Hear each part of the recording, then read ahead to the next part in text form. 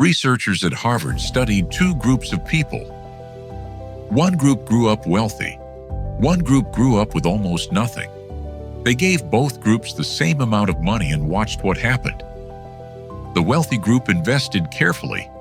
The poor group, they multiplied it. Not because they were smarter, but because poverty had rewired their brains in ways no business school can replicate. Today, we're going to explore exactly what that rewiring looks like and how you can use it. There's a concept in psychology called scarcity mindset. For years, Western researchers treated it as a weakness, a mental limitation of the poor. But in 2013, economists Dil Mullainathan and Eldar Shafir published a landmark study that flipped everything we thought we knew. Their finding was simple but shocking. Scarcity doesn't just limit resources. It sharpens the mind in specific, measurable ways. People operating under scarcity become dramatically better at one thing: extracting maximum value from minimum resources. They notice opportunities others miss. They make faster decisions under pressure. They develop an almost instinctive ability to calculate risk and reward. This is not a theory. This is neuroscience. And nowhere is this more visible than across the East, from the bazaars of Istanbul to the trading ports of Dubai, from ancient Samarkand to the streets of Tehran, where entire generations built wealth from literally nothing. Not because they had resources, because they had no choice. When you have very little, your brain automatically filters out everything that isn't immediately relevant to survival. Psychologists call this tunneling, and while it sounds like a disadvantage, it's actually a superpower in business. Think about the most successful street merchants in Istanbul or Dubai. They didn't have spreadsheets, they didn't have MBAs, but they could tell you in seconds which product had the best margin, which customer was likely to buy, which deal was worth taking. Their brains had been trained by necessity to process financial information at extraordinary speed. Compare this to someone who grew up wealthy. They have the luxury of distraction. Too many options, too much comfort, too little urgency. Studies show that people from wealthy backgrounds take on average 40% longer to make financial decisions and are significantly more likely to overthink and miss opportunities. The practical lesson here is this: if you want to think like someone who grew up with nothing, artificially create urgency, set hard deadlines, limit your options deliberately, force your brain into tunnel mode. The focus that poverty creates by necessity, you can create by design.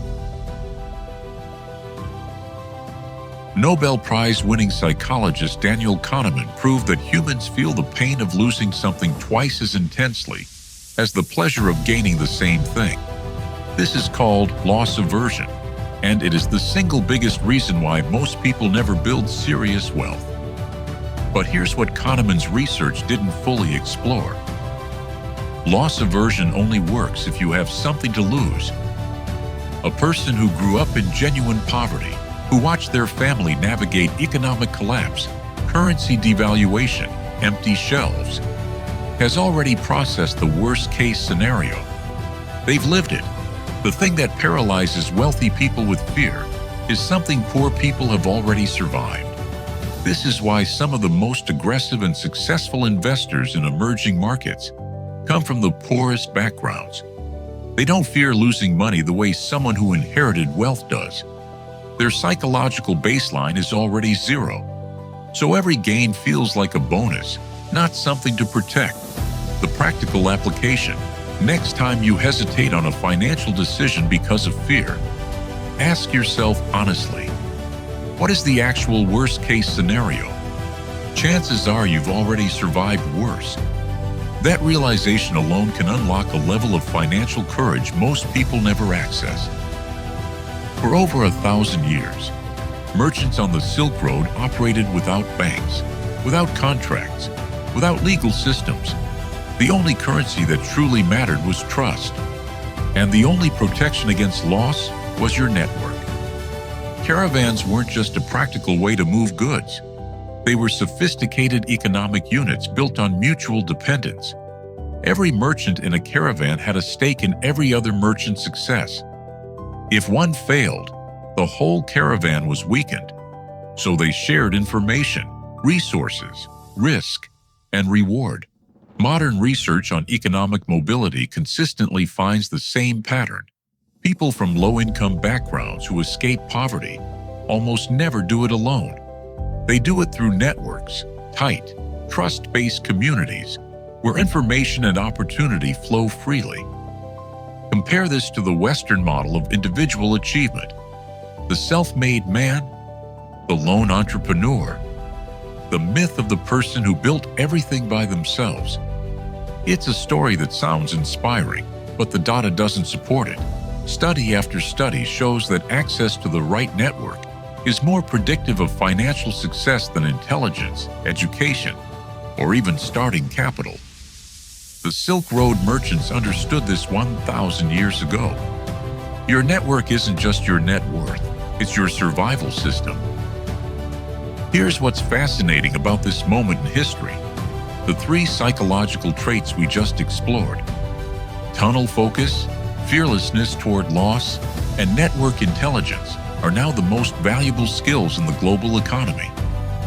The rise of entrepreneurship, crypto, emerging markets, remote work, all of these reward exactly the mindset that poverty produces.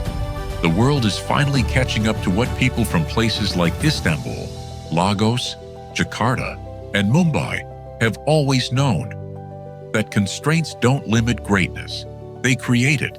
The next generation of the world's wealthiest people will not come from Harvard or Stanford. They will come from places that taught them to survive. And survival, it turns out, is the best business school on earth. If this gave you a new way to think about money and mindset, subscribe. Every week on Silk Road Mindset, we go deeper into the financial philosophy, psychology, and wisdom from the part of the world the West forgot. Next week, we're breaking down the 3 specific investment rules that Silk Road merchants use to never lose money. Rules that work just as well in today's markets. You don't want to miss it.